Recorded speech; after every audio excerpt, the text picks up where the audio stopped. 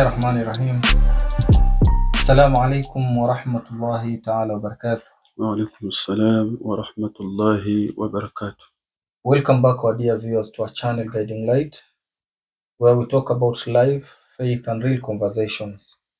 I host conversations that heal, not conversations that trend. Karibu tena ndugu wapendwa watazamaji katika channel yenu Guiding Light. Leo tuko katika sehemu ya 5, episode 5. Sehemu ya kwanza tulizungumzia maono, mtu kuwa na maono. Sehemu ya pili tukazungumzia tabia. Sehemu ya 3 tukazungumzia namna ya kukuza familia, na sehemu ya 4 tukazungumzia namna ya kuhudumia watu. Sasa vitu vyote hivi utakavyovikusanya utakuwa unajenga kitu ambacho kwamba tunakizungumzia leo, na hatujapatwa kuzungumzia bora kuliko aliyokuwepo hapa, na hatutamtambulisha isipokuwa ni wakati wake yeye kututambulisha, ili atakapoanza kutupa vitu tuwe ni mwenye kujua ni nani ambaye kwamba yuwazungumza.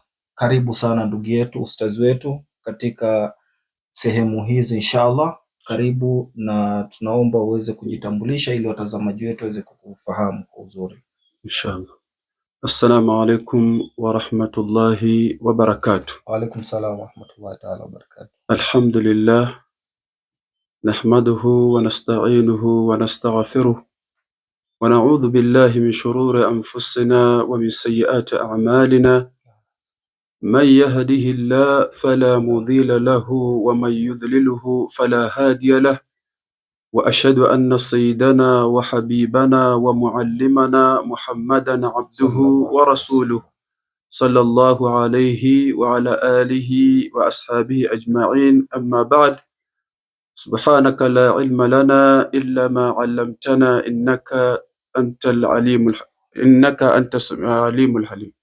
وبعد، الحمد لله إخواني akhwati, kwa majina mimi naitwa Muhammad Ouma Juma, nikiwa mzaliwa wa Mumias, Gharbi Kenya, na alhamdulillah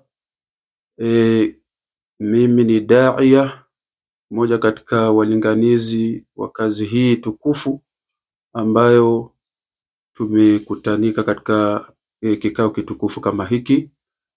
Na kwa ufupi ni hivyo.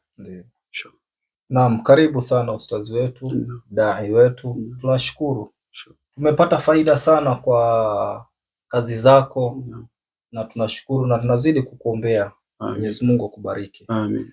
Na katika siku yetu hii ya leo tumekusanyika katika kuzungumzia namna utakavyoacha urithi wako. Kwa kizungu wanasema legacy. Na kabla ya kuanza kupata faida na nini, tungependa kidogo tufahamishe huu urithi hasa ni kitu gani? Inshallah. Bas, jazakumullah khair al-akhi Muhammad Hassan al-Ahdali. Shukran. Kwa muktadha wa hii mada ambayo tuko nayo mbele yetu, urithi ni nini? Urithi ni kitu ambacho ima umekipata kwa mtu alikianzisha na wewe ukakichukua kwake, ima kimatamshi, kivitendo au vile iwavyo ukawa unaendeleza, au yawezekana pia wewe mwenyewe ndio ukawa ni mwanzilishi wa hilo jambo na wakaja watu wakachukua kwako wakaendeleza. Na kwa mukhtasari, yani ametueleza Bwana Mtume Muhammad sallallahu alayhi wasallam, man sanna fil islami sunnatan hasanatan falahu ajr wa ajrun man amila biha, wa man sanna fil islami sunnatan sayyi'a falahu wizrun wa wizru man amila biha. Angalia Bwana Mtume Muhammad sallallahu alayhi wasallam anavyotuwekea kwamba mtu atawacha vipi urithi. Manake urithi iko sehemu mbili, nzuri na mbaya. atueleza kwamba man sanna fil islami sunnatan hasanatan, yoyote yule atakavyokuwa awe ana ilmu hana elimu, ana cheo hana cheo, atakapoanzisha jambo ndani ya dini yetu ya Uislamu na jambo hili ni zuri, basi falahu ajr, atapata ujira kwa sababu yeye ndio mwanzilishi wa hilo jambo. Wa ajru man amila biha, na haitakomea hapo, hata kama atakuwa ameondoka lakini ameacha urithi wa jambo zuri hili, yoyote atakayelifanya hilo jambo bado malipo yatamwendea mtu kama yule. Mathalan kama ndugu yetu Muhammad Hassan Ahdali, vile umeanzisha kitu kama hiki Guiding Lighting TV, mfano ni kitu ambacho kinaleta mambo mazuri. Ikawa pengine imetokea Allah amekuchukua na ikawa wewe kuna wale ambao wanaendeleza, basi wewe muasisi ambao ulianzisha jambo kama hili zuri unapata malipo. Na umeondoka umeacha pia urithi kama huu, watu wanaendeleza kwa uzuri na bado inakufuata huko huko. Angalia kinyume chake, ukaacha urithi mbaya. Mtume anasema wa man sanna fil islam sunnatan sayyi'a, yoyote ambaye ataanzisha katika Uislamu kitendo ambacho ni kibaya, kitendo vitu ambavyo ni vibaya, falahu wizru, anapata madhambi huyo mtu.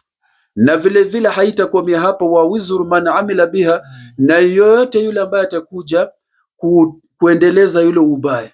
Sasa ndugu zangu, urithi ni kitu ambacho ima ulikianzisha kwa uzuri kikawa kinadumu na ukoondoka, wengine wakaendeleza, malipo yatakupata. Kama ulianzisha kitendo hicho kwa ubaya, unapata madhambi, na vile vile huko ulipoenda uliacha urithi nyuma, watu wakiendeleza. Mathalan nitakupatia mfano ndugu yetu Muhammad. Mfano Saidina Umar radhiyallahu anhu ni sahaba mkubwa. Tuelezwa kwamba hii salatu tarawih, salatu tarawih, Mtume sallallahu alaihi wasallam hakuwahi kuswalisha watu kwa jamaa. Lakini alipokuja Saidina Umar radhiyallahu anhu akaona hiki kitendo ni kizuri, watu wasiswali peke yao, akawakusanya hawa watu na akawapatia imamu, akawaambia mswali kwa jamaa, manake hiki kitendo kizuri. Tena mwenyewe akasema ni'matul bid'a hadha, manake hii ni bid'a ambayo ni nzuri. Sasa angalia leo ni watu wangapi baada ya Saidina Umar radhiallahu anhu kuondoka, wangapi leo wanaswali tarawih kwa jamaa. Ina maana kwamba pale alipo wale wanavyoswali pia anapata malipo, kwa sababu yeye aliacha urithi ambao ni nzuri. Kwa ajili hiyo mtu aangalie ni kitu gani anakiacha huku nyuma. Mfano nakupa, mtu ameacha urithi mbaya. Mfano tunaambiwa mtoto wa Nabii Adam alayhi salam ndio awwal man sanna al-qatla, ndio mtu wa kwanza alianzisha kuua.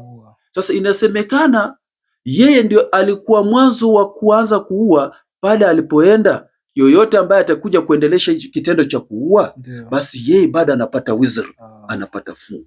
Ndio kwa mukhtasari ni hivyo kwamba tuangalie urithi, ni urithi upi utauacha ambao utakufaidi baada ya kuondoka, au ni urithi mgani utauacha mbaya, na Allah tukinge nao ili isitupate maovu tutakapoenda mbele ya Allah. Shukran sana kwa ufahamu huo, shukran sana. Na kwa ufahamu huo nilivyofahamu mimi ni kuwa urithi si lazima iwe ni majumba makubwa. Elimu yako ulioisoma unaweza ukatumia kwa watu wakapata manufaa, na utakapoondoka ukakumbukwa. Tabia yako nzuri utakavyoishi na watu ukatumia kwa watu, utakapoondoka utakumbukwa kwa tabia kama hiyo. Si lazima iwe ni kitu kikubwa, labda majengo, labda nini. Na hapo ndio inatupelekea katika swali letu la pili, hasa ya kuwa mtu wa kawaida anaweza kuacha urithi mkubwa, kwa sababu tumefahamu kuwa matajiri, mabosi, manager, wenye makampuni labda ndio wenye kuacha urithi na legacy kubwa. Je, mtu wa kawaida anaweza kuacha urithi mkubwa? Naam, Al-akhi, yawezekana mtu yoyote haiangalie urithi kwamba umemiliki magari, majumba. Ndio. Kiasi utakavyokuwa una uwezo wa kuacha urithi mkubwa kutegemea na yale ambayo wewe mwenyewe umeanzisha na vile unayafanya. Ndio. Takupa mfano. Ndio. Enzi za Bwana Mtume Muhammad sallallahu alayhi wasallam, Anas bin Malik radhiyallahu anhu anasema, marru ala rasulillahi sallallahu alayhi wasallam bijanazatin fa athnaw alayhi khayra فقال النبي صلى الله عليه وسلم لما سمع كلام الناس قال وجبت. ثم مروا به الأخرى فأثنوا عليها شرة فقال النبي صلى الله عليه وسلم وجبت. فقال عمر رضي الله عنه وما وجبت يا رسول الله صلى الله عليه وسلم؟ فقال النبي صلى الله عليه وسلم أما هذا أثنيتم عليه خيرا فوجبت له الجنة، وأما هذا فأثنيتم عليه شرا فوجبت له نار فأنتم شهداء الله في الأرض. Tuangalie ndugu zangu katika hii hadithi au maneno haya mazuri ya Bwana Mtume Muhammad sallallahu alayhi wasallam. Anas radhiyallahu anhu anasema, marru ala rasulillahi bijanazatin, siku moja watu walipita mbele ya Mtume sallallahu alayhi wasallam hali ya kuwa amebeba jeneza. Ni mtu ambaye alikuwa anaishi vile sisi tunaishi. Allah akamختari akaelekea mbele ya Allah. Sasa hili jeneza lapitishwa mbele ya Bwana Mtume Muhammad sallallahu alayhi wasallam, na kulikuweko na baadhi ya masahaba pale.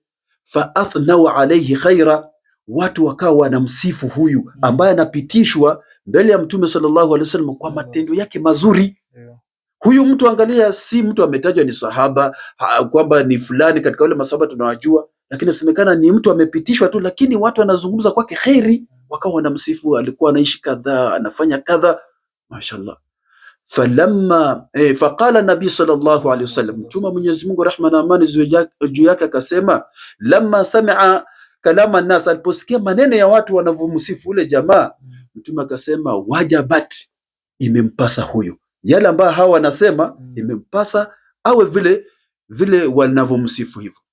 Kisha muda si mrefu, famarra bihi al-ukhra, kisha ikaletwa tena jeneza nyingine inapitishwa ambayo sio ule wa kwanza. Fa athnau alayhi sharra, sasa nao watu wakawa na msifu kwa sifa mbaya. Huyu alikuwa ni mtu kadhaa, labda matamshi yake alikuwa mabaya, alikuwa anaishi na watu vibaya, yaani ameacha legacy mbaya nyuma.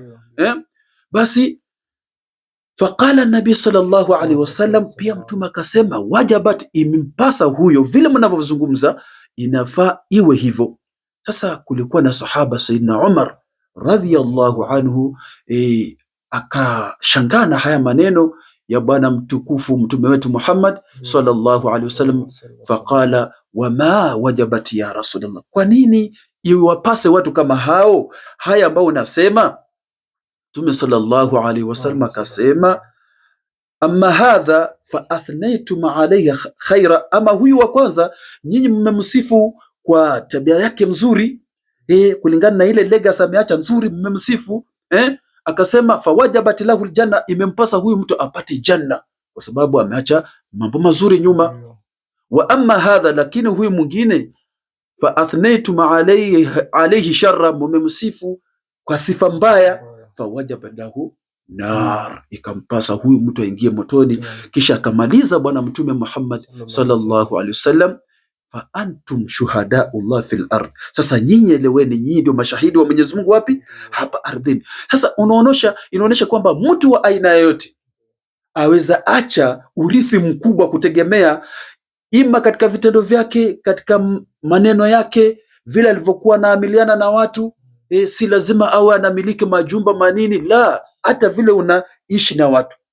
Ndio ule mmoja katika wanachuoni alisema maneno mazuri, mata qaumun wa ma matat fadhailuhum, kuna watu wamekufa lakini yale mazuri yao hayakukufa, bado yanaishi ndani ya watu.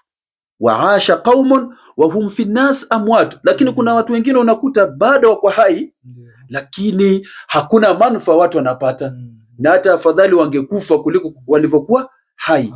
Ina maana ndugu zangu kwamba mtu yoyote asidharau. Angalia kulingana na hii sehemu yetu hii, angalia bwana mmoja amekuja kwa Mtume sallallahu alaihi wasallam, akamweleza ya Rasulullah, akaeleza kwamba kuna mwanamke katika mji wetu huu, mashallah, na swala nyingi, anafunga, anafanya sadakati, anamweleza Mtume matendo mazuri ya huyu mama, lakini angalia yale urithi ambaye anaacha nyuma, anasema lakini yeye haishi vizuri na majirani, anazungumza matendo mabaya kwa majirani. Mtume sallallahu alaihi wasallam akasema hiya finnar, hiya finnar, huyu mtu ni wa motoni. Pamoja sisi tunafanya mazuri, lakini tuangalie kitu gani sisi tunakiacha katika society, tunaishi vipi na watu. Wenda ukafikiria unajidai kwa mazuri haya, lakini kuna mengine hapa ambao unayacha nyuma ambayo yatakuwa ni mabaya kwa kweli. Kisha pale tena akasema kwamba kuna mwanamke mwingine naye anaswali swala lakini si sana, anatoa sadakati kidogo, yani matendo yake anafanya lakini si mengi, lakini akasema na yeye huyu bwana, huyu mama, yeye mashallah anaishi na watu vizuri, maneno yake mazuri. Mtume sallallahu alaihi wasallam akasema hiya fil janna, hiya fil janna. Ndio kwa ajili hiyo ndugu zangu na mama zangu ambao mnatuangalia, yataka na sisi tujue chochote ambacho tunafanya kwamba tuweza acha athari ambayo ima ikawa inazungumziwa vizuri na sisi tukawa tunafaidi, au kinyume chake ukawa tunaacha athari mbaya. Katika hadithi nyingine, angalia bwana Mtume Muhammad sallallahu alaihi wasallam anasema, atadruna mal muflis, mnajua nani ambaye amefilisika? Masahaba radhiallahu anhu wakajua kama sisi leo tunavyojua kwamba mtu ambaye amefilisika ni yule ambaye alikuwa na mali mingi, kisha akaishiwa. Mtume sallallahu alaihi wasallam akasema, muflis fina, yule ambaye katika sisi ni yule ambaye amekuja na khairati nyingi, ameswali, amefunga, lakini hakuzuia mazungumzo kwa watu, dhulma, kuwazulia watu. Maanake mtu anakuja siku ya Kiyama, hizi athari ambazo ameziacha nyuma za kudhulumu, za kuwatuhumu watu, mtu anakuja mbele ya Allah siku ya Kiyama, ya Allah, huyu kwa nini alinizulia kadha? Kwa nini huyu alinidhulumu hiki? Angalia, wewe uliona ni kitu kidogo, lakini siku ya Kiyama, faman ya'mal mithqala dharratin khayran yara wa man ya'mal mithqala dharratin sharran yara. Wewe usidharau ile kidogo umefanya nzuri, unalipa siku ya Kiyama. Ile ndogo umefanya mbaya, unalipa siku ya Kiyama. Sasa inaanza kuchukuliwa haki yako, inachukuliwa, anaanza kulipwa huyu kwa sababu yale ambayo umeacha. Kwa hiyo iko haja sisi tuangalie. Mtu aseme mimi sina, angalia, mimi sina pengine magari, sina majumba. Yale matendo ambayo unayafanya waweza acha athari yake ikawa ni kubwa zaidi. Na hapa katika muamala wa jirani na watu hapa hakuangaliwi dini wala nini. Al-akhi, hapa hakuangaliwi dini wala hakuangalii kwamba huyu ni Muislamu au si Muislamu. Angalia bwana Mtume Muhammad sallallahu alaihi wasallam katika muamala. Isemekana alikuwa kijana mmoja alikuwa anamtumikia Myahudi, si Muislamu. Huyu akawa ni mgonjwa, akawa ni Mtume sallallahu alaihi wasallam akafanya ziara yake kumtembelea ambaye si Muislamu, kumjulia hali, kwa nini huyu kijana haji. Alipofika pale akakuta kijana kumbe yuko katika sakaratul maut. Sasa pale Mtume akawa anaanza kumlingania, sema la ilaha illa Allah, sema la ilaha. Sasa mtoto anamwangalia babake na anamwangalia Mtume sallallahu alaihi wasallam. Alipokariri haya maneno, mwisho baba ya mtoto akasema, mtii Abul Qasim, yale ambaye anasema hebu rudia. Mtoto alipofariki, Mtume sallallahu alaihi wasallam baada ya kutamka yale shahada, Mtume akatoka hali ya kuwa amefurahi. Sasa inaonyesha kwamba hata asiyekuwa Muislamu yafaa uishi naye vizuri. Manake ukimdhulumu wewe, jua siku ya Kiyama utadaiwa haki kwamba kwa nini ulimdhulumu. Angalia wacha kumdhulumu mwanadamu, hata wa viumbe, hata angalia ule mwanamke, ile kisa tunaelezwa, ambaye alikuwa ni baghi, malaya, amepita sehemu akawa anakiwa na tamani maji, akaingia katika kisima, akatoa kiatu, akachota maji kunywa, kutoka anakuta mbwa. Kakuta mbwa pale, naye ametoa ulima na hema, anahitaji maji. Akafanya ihsan, akaenda kuteka maji, akampatia yule mbwa. Mwisho yake tunaambiwa nini? Huyo mwanamke akasamehewa yale adhabu yake. Mwingine naye akamfungia paka. Kwa sababu gani? Amechukua ile nyama yake akamfungia siku 3 bila kumfanyia kheri, akafa yule. Ikasemekana huyu amepewa madhambi, anaenda motoni. Sasa licha ya binadamu, hata viumbe usifanye dhulma. Shukran sana kwa ufahamu huo, mimi nimeupenda hasa, na nategemea watazamaji wetu kuweni makini kwa maneno ambayo kwamba ustazi wetu anayazungumza na anayasema, kwa sababu ni faida katika ulimwengu wa leo. Nakumbuka katika mada ya juzi tukizungumzia masala ya tabia, unaweza kuinfluence watu vipi. Tulipata faida ya kuwa tabia zako zinaweza kupelekea watu katika njia nzuri, na tabia zako zinaweza kupelekea watu katika njia ambazo kwamba hazifai. Wewe ni kiongozi, una ofisi, huna ofisi, watu wanakuangalia na watu wanakufata. Sasa ng'ang'ana kila utakavyoweza uweze kuacha athari nzuri katika ulimwengu kama huu wa leo. Naam, ustazi wetu, shukran sana kwa masala kama haya. Je, labda kila mtu ana mapendeleo yake, akumbukwe kwa jambo fulani, aache athari fulani. Je, labda wewe tukuulize, unaweza penda uache athari gani? Watu wakukumbuke kwa jambo gani? Labda. Mashaallah, jazakallah khair. Mimi upande wangu ningependelea kukumbukwa kwa mazuri. Ndio. Mazuri yale ambayo yatamridhisha Mola wangu nikiondoka. Kwamba Muhammad siku moja yeye ndiye alikuwa mwanzilishi wa jambo hili. Mathalan maanzisha chuo changu, watoto wanasoma pale dini.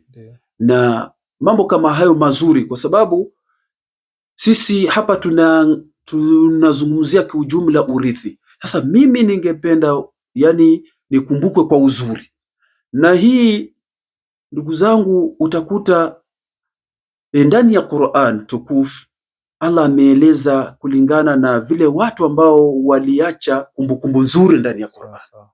Mfano tuangalie katika suratul Maryam. Suratul Maryam ukiangalia Allah ameeleza wadhkuru fi kitabi Maryama, kumbuka, ni wasomea watu katika kitabu cha Maryam, watu wajue historia. Maana yake huyu historia yake ni nini? Kwa nini Allah anatuhimiza tujue historia yake? Ni kwamba huyu alitaka awache kumbukumbu nzuri. Huyu Maryam, tukirudi nyuma ili tufahamu kabla haja kuanza kukumbukwa, kuna mahali alitoa hii historia nzuri. Ukiangalia katika suratu Imran, Allah anatueleza inna Allah astafa Adama wa Nuha wa ala Ibrahima wa ala Imrana ala alalamin dhurriyatan ba'dhuha min ba'd wallahu samiun alim. Ukiangalia Allah anaeleza ile historia ya Adam, Nuhu, Ali Ibrahim mpaka Ali Imran, ambaye Imran huyu ndio babake nani? Maryam. Huyu ambaye amemzaa huyu Maryam. Inasemekana mama ya Maryam alikuwa anaitwa Hana, ambaye yeye alikuwa hapati mtoto, lakini akamwelekea Allah subhanahu wa ta'ala, akamweleza Mwenyezi Mungu, ya Allah, mimi nataka nipate mtoto. Maanake yeye aona kwamba mimi nikipata mtoto huyu, nataka huyu mtoto nikiondoka awe pia ni kumbukumbu nzuri. Qala rabbi, aeleza Mola wangu, mimi nataka inni nadhartu laka ma fi batni muharrara fataqabbal minni innaka samiu alim. Na ile kitu ambayo napata katika tumbo langu nataka kikipatikana kiwe ni chenye kukutumikia. Basi falamma wada'ataha, Allah nasema alipozaa huyo mtoto ambaye alimtamani, qala rabbi inni wada'tuha untha, asema mimi nimemzaa mtoto ni wa kike. Kumbe yeye alikuwa anatamani mtoto wa kiume. Maana siku zote sisi tunaona kwamba mtoto wa kiume ni bora kuliko mtoto wa kike. Sasa akamweleza Mwenyezi Mungu, mimi nilikuwa natamani mtoto wa kike wa kiume, lakini nimemzaa wa kike. Walaysa dhakaru kal untha, lakini wa kiume vile tunaona katika nguvu hatoshane na mtoto wa, lakini baada hivyo hakukata tamaa. Wa inni samaituha Maryam, mimi nikampa Maryam. Wanasema katika Ibrania Maryam manake nini? Ni mtumishi wa dini ya Mwenyezi Mungu. Huyu mama anataka aache mtoto huyu ambaye atakuwa ni mtumishi wa dini ya Mwenyezi Mungu. Kisha baada yake akamwombea dua, wa inni u'idhuha bika wa dhurriyataha minash shaitani rajim fataqabbalaha rabbuha biqabulin hasan. Allah akamkubalia yale mambo yake. Mwisho katika hiyo tunalenga wapi? Mimi kwa nini nimesema nataka niache legacy ambayo ni nzuri kama ya mama Maryam? Angalia mama Maryam, wakati yeye alikuwa ni msichana alilelewa katika masala ya mambo ya dini, na amemlea ni nani? Zakaria alayhi salam. Basi huyu mama alikuja akafika mahali akajitenga na watu kufanya ibadati. Mwisho akatumiwa malaika Jibril alayhi salam kumpatia bishara, unaenda kupata mtoto. Akashangaa, akasema inni u'idhu birrahman in kunta taqiya, mimi najikinga kwako ikiwa wewe ni unamcha Mungu, manake mimi nitapataje mtoto? Na kawaida mwanamke ili apate mtoto sisi tunajua paka kukutana na mwanamke. Kisha akamwambia hapana, mimi nimetuma na Mola wako nikubashiri unaenda kupata mtoto. Kwanza Maryam akasema walam yamsasni bashar walam akum baghiya, mimi sijakutana na mwanaume yote, mimi si baghi, manake si kahaba, manake sina matendo kama hayo. Lakini akamwambia hapana, Allah amesema atakupatia mtoto hivyo hivyo. Sasa mwisho inasemekana alipopata mtoto, fa atat bihi qaumaha tahmiluhu, amekuja na mtoto amembeba. Watu ambao walikuwa wanajua historia nzuri ya kizazi cha Maryam vile walikuwa naishi, wakashangaa wakasema, ya ukhta Harun, ewe ya Maryam lakad jita shay'an faria, ewe Maryam umefanya kitu, umeleta kitu ambacho kinashangaza. Maanake sisi tunajua katika familia yenu hakukakuwa na watu ambao wanafanya matendo kama haya. Makana abuki mraa sawi wa makana ummuki baghia, wakamweleza angalia, babako hakuwa mtu mbaya, mamako hakuwa kahaba, leo unafanya vitu gani? Yaonesha kwamba wewe ukifanya kitendo pia kinaweza athari inabakia, inabakia ile athari, na ile kumbukumbu itakuja kuwa athari. Baba historia yake ilikuwa nzuri, mama historia yake ilikuwa nzuri, leo wanashangaa mtoto huyu inakuaje lete. Maanake leo inaonyesha kwamba sisi tujue vitu ambavyo tunavifanya zinaweza enda pia zikaingia katika jamii yetu kama watoto wetu. Ukiangalia katika suratu Kahf utaona Allah anavyosema wakana abuhuma saliha. Ile kisa ilitokea Nabii Musa alayhi salam na Nabii Khidr alayhi salam na Nabii Musa. Wamepita yale ambayo wamepitia, mwisho wamefika katika kijiji wakakuta ukuta unataka kuanguka. Khidr akasema tusimamishe, lakini Musa akasema sisi hao jamaa tumeomba watupatie kitu lakini wamekataa, lakini sasa watupatie malipo. Lakini mwisho alipokuwa anatafsiriwa haya maneno, kwa nini tulisimamisha hii ukuta? Khidr alayhi salam asema wakana abuhuma saliha, wazazi wao walikuwa ni watu wema, walikuwa wameweka kitu fulani pale ambayo ilikuwa ni hazina ya hao watoto kuja wasaidie. Ulama wanasema watafsiri, hao watoto si kwamba baba yao au wazazi wao ni hao ambao walikuwa wamewazaa, ilikuwa ni babu wao wa saba, yani babu wa babu. Sasa kizazi cha saba ndio kilikuwa kinakuja kurithi hii. Inaonesha angalia, wale walikuwa watu wema, imekuja hiyo wema mpaka kupata kizazi chao cha saba. Ina maana mimi vile umeniuliza kwamba nataka niache nini, mimi nataka niwache legacy nzuri. Mimi niwe ni mtu ambayo at least hata nikiondoka, yani hata watu watakuwa nasema huyu Muhammad mashallah alikuwa ni mtu kadhaa, wakiangalia pia kizazi changu kinaiga. Mfano kama mzazi wangu ambaye ni mzee Athmani Juma, Allah mrahamu, huyu ni aliacha legacy ambayo ni nzuri. Alikuwa anafanya da'wa tena kwa lugha ya Kiluya, Na watu wengi ukienda sehemu za ndani kule, ukisema wewe unatoka Mumias, wanakuuliza wamjua Juma? Huyu Juma alikuwa anatoa mawaidha kwa lugha ya Kiluya wanaambia mimi ndio mtoto wake. Asema mashallah, mtu alikuwa mashallah. Sasa unaona mtu kama aliacha legacy hapo, na mimi pale pia nimechukulia pale, naendeleza. Sasa nataka hata mimi nikiondoka nikumbukwe katika kazi hii ya dawa. Naam, shukran sana, na hilo ndo legacy ya kuacha. Sasa watu wakikoa wakikumbuka, na unajua kuna wakati ambao kwamba mtu huzeeka bado hajafa. Na watu wana tabia kusema mzee yule alikuwa hivi, mzee yule alikuwa hivi. Wewe ushazeeka, wasikia watu wanavyokutaja. Kuna vile watakutaja utafurahika, na kuna vile watakutaja utasikitika sana. Itakuwa ni majuto kabla hujafa. Na kuna ushakufa sasa, watu wako, ndugu zako wanasikia unavyotajwa. Ulikuwa vipi, ulikuwa na ofisi ya kusaidia watu. Kwa mfano umepata ofisi katika serikali, ofisi yako umeitumia kwa kusaidia umma ama kwa kula hongo. Umepata cheo katika labda upolisi, upolisi wako umeutumia, watu wamepata faida kwako, ama watu umekula hongo kupata kwa watu. Umepata cheo sehemu mbalimbali, ni mwalimu, ni mwalimu, ni daktari, wote hawa ni wanaohudumia watu. Hata Mungu amekupa nguvu, wewe ni kijana mtaani. Je, watu wanakufikiria kwa lipi? Watu wanakufikiria kijana mkorofi, unatumia nguvu zako kwa kuibia watu, kwa kunyang'anya watu, ama kwa kusaidia watu.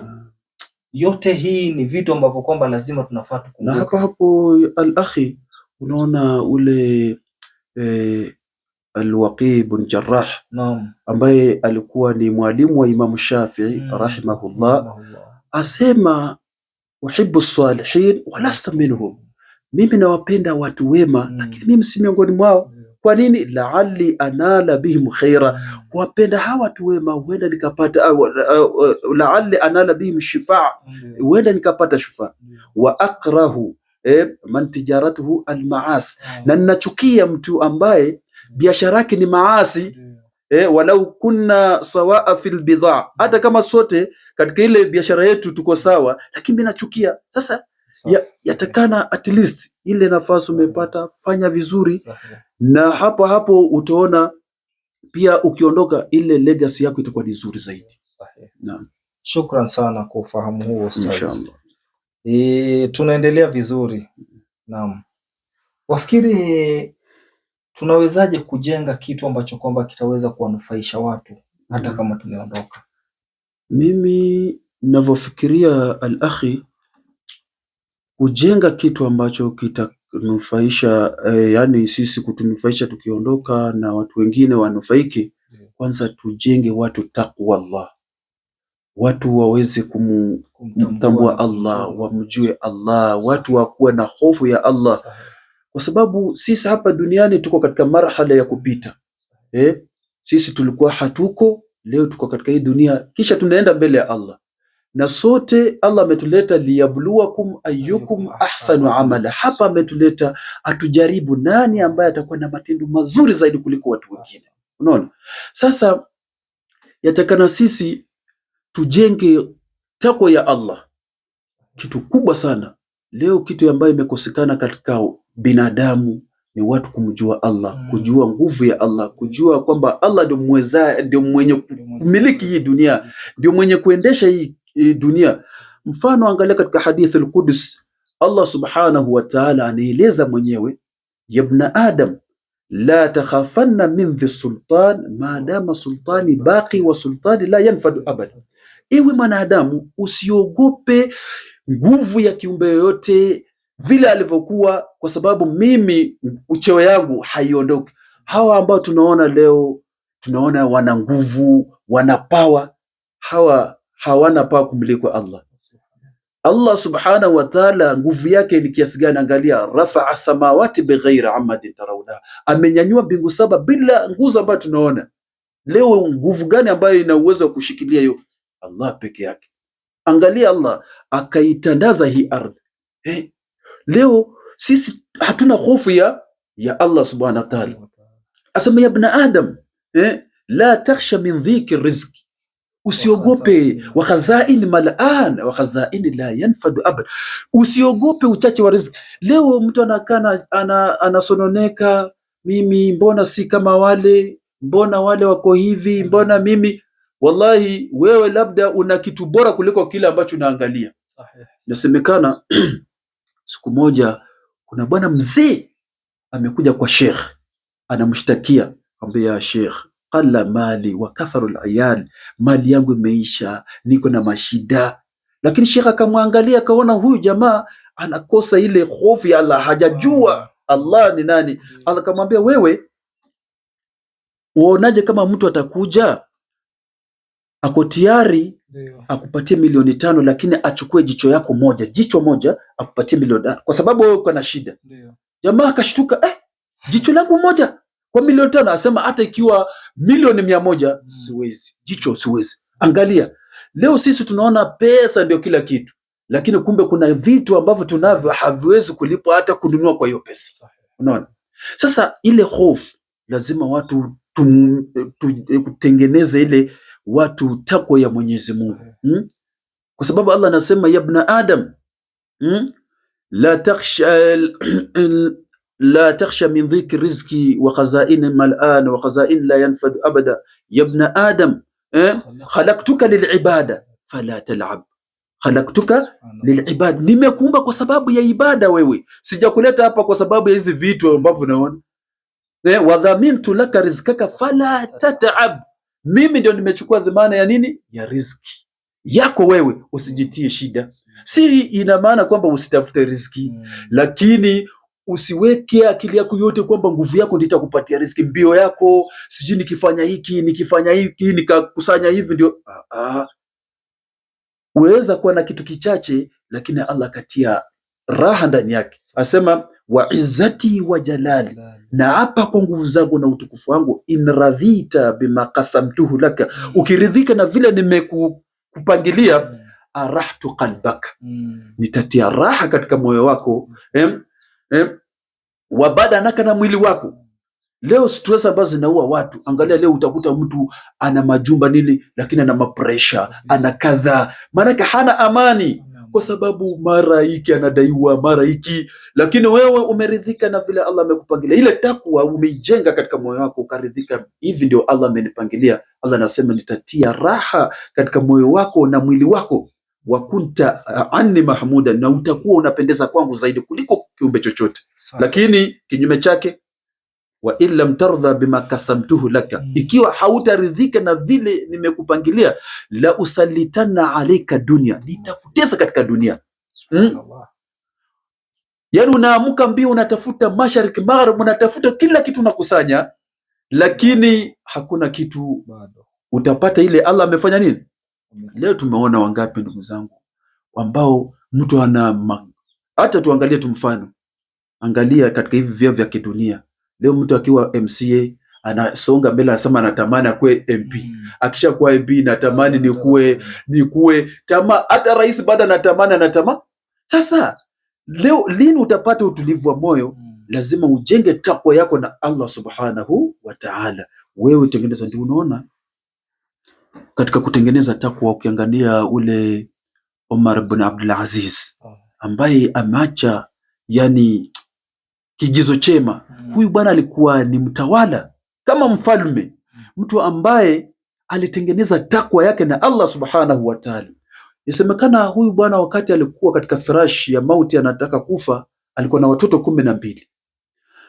Baada ya kuwa na watoto 12 hawa, yeye akawa amewaachia watoto wake urithi wa nini? Dirham 18, pesa kidogo sana. Sasa watu wakashangaa, huyu mtu ni Amirul Mu'minin, leo anaachia watoto na kuna Baitul Mali, sangewacha wasia mkubwa wapatie, wapate kitu kule, kama leo mtu anavyopata cheo, pengine ni rais, ni mbunge, pengine ni chairman wa kitu fulani, anasimamia kitu fulani, si ndio?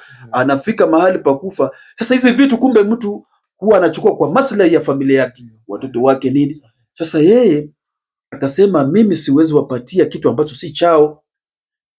taraktuhum taqwa Allah in kanu salihin, asema mimi nimewachia takwa ya Allah ikiwa hawa watoto wangu ni watu wema, itawasaidia. Hahitaji niwapatie, sitaki kuachia kitu ambacho kitakuwa pengine kitawapeleka katika maasi. Na kweli ilidhihiri baada ya huu bwana kufa, basi mmoja katika watoto wake aliwacha, maanake wale watoto wake inasemekana waligaiwa hata haifiki dirham moja. Lakini kwa sababu ya takwa ya Allah ilifika kiwango kwamba mtoto wake mmoja ametoa ngamia 100 kwa siku moja, zenda fi sabilillah. Sasa huyu alipata wapi? Alikuwa na takwa ya Allah subhanahu wa ta'ala.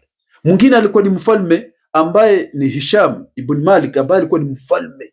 Wakati anakufa amaachia watoto wake, alikuwa na watoto 12, kila mtoto dirham 1,000,000. Utajiri mkubwa, lakini aliwanyima takwa ya Allah, aliwanyima takwa ya Allah.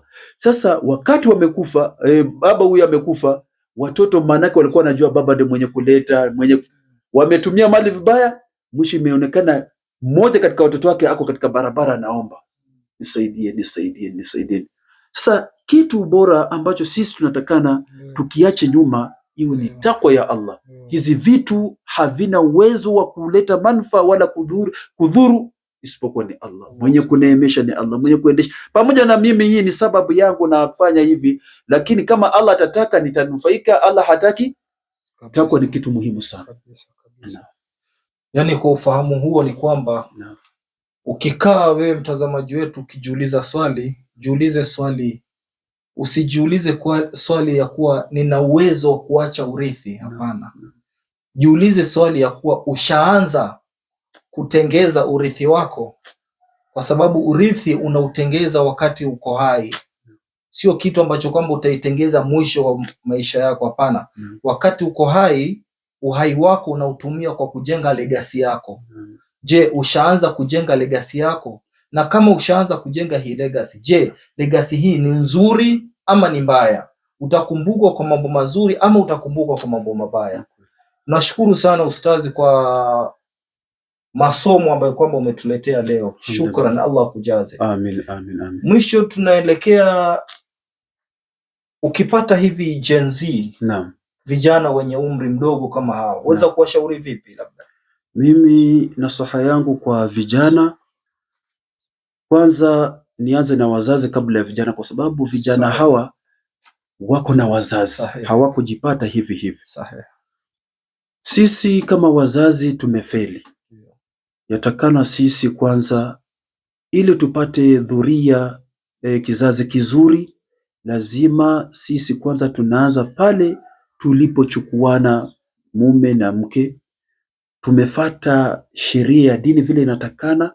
Baada ya hivyo, Allah akitujalia kupata kizazi, kwanza sisi kile kizazi tunakiweka mbele ya Allah. Kama angalia vile tumeeleza mwanzo, huyu mama Hana aliomba kizazi chake dhuriyatan tayyiba. Allah nipatie kizazi ambacho ni kizuri, kisije kikawa ni kizazi ambacho ni kibaya. Na hata katika Qur'an utaona Rabbana hablana min azwajina wa dhurriyatina qurrata a'yunin wala taj'alna tatina imama. Yani unaomba Allah, Rabbana hablana min azwajina wa dhurriyatina, tupe katika kizazi chetu, ile dhuria yetu kiwe ni kizazi kizuri ambacho kitakuwa ni qurratu a'yun, ambayo ni tulizo la macho yetu. Waj'alna lilmuttaqina imama, wawe ni kiigizo sisi, watuige sisi. Sasa leo utakuta mzazi, sisi hatuwalei watoto katika maadili ya dini. Angalia Bwana Mtume Muhammad sallallahu alaihi wasallam anaeleza wazazi, mtoto aanze kufundishwa ibada akiwa na miaka ngapi? Miaka 7. Anaanza kumtayarisha huyu, maana huko mbele aje awe ni mtu mwema, asiwa akaja akawa mtu mbaya. Sasa yatakana mtoto unaanza kumfundisha, na hasa mama, kwa sababu anasema mama ni umul madrasa. Mama, ukiangalia hawa wanazuoni wengi, watu wengi waliofanya malezi yao akina mama kwa wengi. Kwa ajili hiyo mtoto anapofika miaka 7, anza kumuelekeza katika mambo ya dini. Mtoto aanze kusoma madrasa. Mtoto wa kike anachukua, unamvalisha hijab, anakuona mama pia unavaa hijab, unasimamisha ibadat. Kama ni mtoto wa kike unaswali na yeye pale. Mtoto wa kiume baba anaanza kumuonesha ibadat, anamvalisha mavazi ya kidini ya kisunna, anaenda naye msikitini. Angalia bwana Mtume Muhammad sallallahu alaihi wasallam, ule Hassan na Hussein anaenda nao msikitini, mtoto anampanda juu ya mgongo na yeye anaswali. Mtoto anajua kumbe hii ni matendo mazuri, na akifika miaka 10 Mtume sallallahu alaihi wasallam anasema mtoto akiacha kufanya matendo mazuri, ibada atafanywa nini? Anaanza kuchapa, aoneshe kwamba usipofanya hivi ni kosa. Sasa leo sisi tunakosea kwamba watoto wetu, imefika mahali mtu hatufanye malezi, mtoto anafika miaka 10 hata hapigwi. Angalia paka mashuleni, zamani sisi tukisoma ilikuwa viboko vinapatikana pale. Mtoto anapigwa, mtoto anaona nikifanya kosa nitaadhibiwa. Pale walipoondoa vile viboko, sasa angalia tuliharibu maadili ya watoto.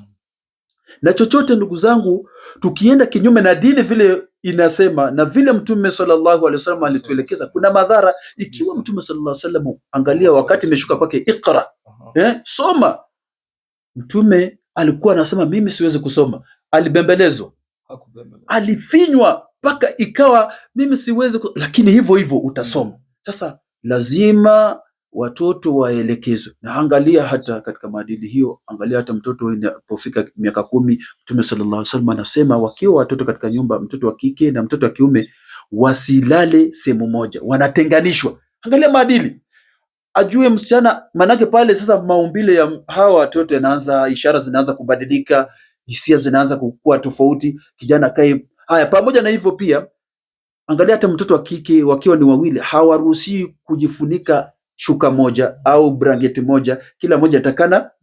Leo mashuleni kule tunapeleka watoto hatukuwafundisha haya maadili. Leo mtoto wa kike na kiume wamekaa pamoja, ambayo haifai kabisa. Sasa watoto leo bila malezi ambayo tunawalea kidini, tutalaumu walimu, na walimu hawana makosa. Sisi tunawapelekea walimu kufundisha, si kuwafundisha adabu. Mtume sallallahu alaihi wasallam anasema hakuna mzazi bora, kitu bora ambacho ameachia mtoto wake kama kumfundisha adabu ambayo ni nzuri.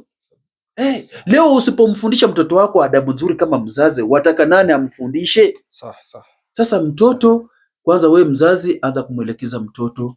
Leo angalia, mtoto anakuja nyumbani na simu kubwa, haukumnunulia. We mzazi haumuulize, mwanangu, hii nani amekupa? Imetoka wapi? Leo hatuangalii watoto wetu wanatembea na marafiki gani.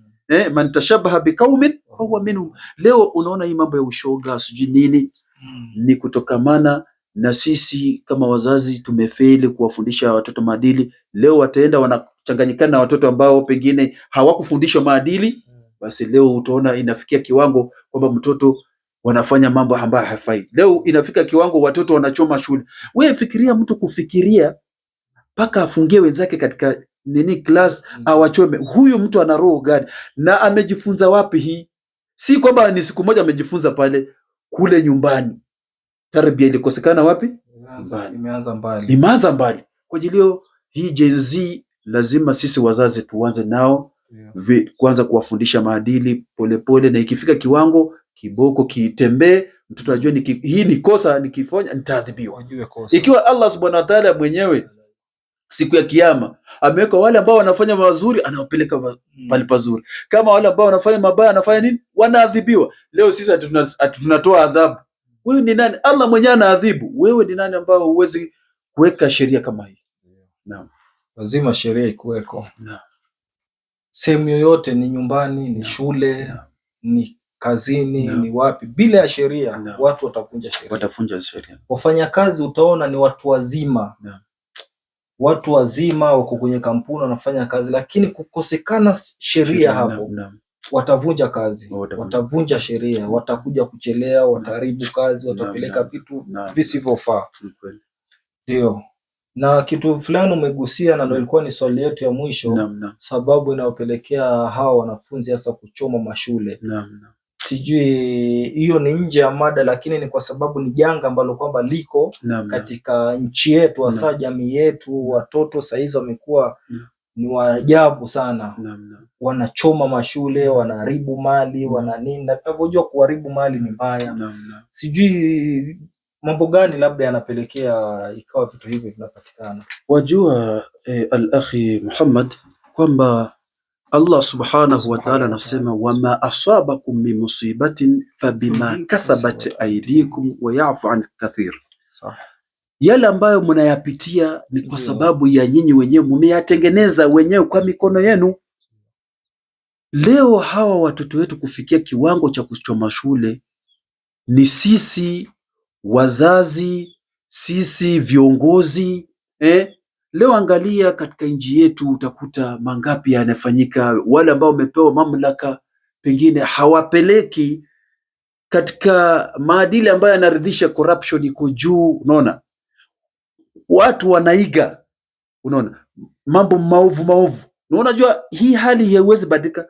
Ndio utaona Allah subhanahu wa ta'ala asema, tunaelezwa kwamba yani sisi tukihuwa wabaya, tukifanya vitendo vibaya, basi haya matendo yanapopanda yanaenda mbele ya Allah, hali ambayo itashuka si nzuri, na mwisho Allah kikasirika atatuwekea viongozi ambao ni wabaya zaidi, ambao watutesa mpaka turudi katika taa ya Allah, tujirekebishe. Tulikosea wapi? Yatakana sisi tujiulize, vile Waswahili wanasema tujiulize, mvua ilianza kutenyeshea wapi? Kuna mahali tulikosea. Mimi kama baba, je, mimi ni mwadilifu katika nyumba yangu? Mke ni mwadilifu? Maadili gani nayafanya hapa? Wale ambao tumepata nafasi pengine ya kuongoza, nini tunaonesha? Sasa hii tabia zikiwa mbaya ndio zitaenda kuaffect mpaka zitaingia katika watoto. Sasa hawa watoto wanaona huyu baba ni hivi, mama ni hivi, kiongozi pia ni vile. Wewe umeona juzi wakitoa kuangalia corruption katika nchi yetu, wanasema polisi wanaongoza na watu wameajiriwa wanapata mshahara. Leo unakuja mahakama ambayo inatakana sisi tupate haki pale, dinaharibu zaidi. Sasa unataka aje mtoto huyu arekebike? Ina maana kwanza hata sisi huku kuna shida, lazima sisi tuanze kurekebika, ndio pia hawa pia itakuwa ni rahisi kurekebisha sehemu hii nyingine. Inna Allah la yughayyiru ma biqawmin hatta yughayyiru ma bi anfusihim. Yes. Ndugu wapendwa watazamaji, faida kubwa nimepata, nategemea faida kubwa umepata na wewe. Umuhimu si kusikia, umuhimu ni kusikia na kuweka kwenye vitendo. Tumefahamishwa urithi ni nini. Uweza ukaacha urithi, legacy nzuri au mbaya. Uweza ukakumbukwa kwa jambo nzuri ama ukakumbukwa kwa jambo mbaya. Sasa chaguo ni lako. Utaamua kukumbukwa kwa jambo ambalo kwamba ni nzuri, ama ni kuache na swali moja. Je, utakumbukwa kwa nini? Hilo liweke akilini. Na ni kitu gani ambalo kwamba litakaloendelea baada ya wewe kuondoka katika ulimwengu kama huu, ama baada ya wewe kukaa pale kwako, huwezi, huna nguvu, umezeeka, watu wanakuja kukuangalia tu. Ni kitu gani ambacho kwamba litakaloendelea baada yako? Hili ni maswali ambayo kwamba nitakuachia wewe uweze kujiuliza. Na kwa ustazi wetu, Mwenyezi Mungu akubariki inshallah, akuzidishie elimu kwa wakati wako ambao kwamba umechukua kuja hapa. Tunajua una shughuli nyingi, lakini umeamua kuja kutukumbusha. Mungu akubariki katika mambo yako yote inshallah. Na Mwenyezi Mungu aibariki Kenya yetu, aibariki watu ambao kwamba tuko katika Kenya hii na dunia yetu inshallah. Na tuweze kubadilika, wa Kenya na binadamu kwa jumla, tuweze kubadilisha matendo yetu, tuweze kubadilisha akwali zetu, na tuweze kubadilisha sifa zetu mbele za watu inshallah. Kwa haya yote yaliyozungumzwa, nafikiri ni somo ambalo kwamba tumesoma, na mpaka hapa nitasema Mwenyezi Mungu awabariki na atubariki. Wal afwa minkum, wassalamu alaikum wa rahmatullahi ta'ala wa barakatuh. Wa alaikum salam. Shukran sana ya ustaz. Inshallah, jazakallah khair. Inshallah khair.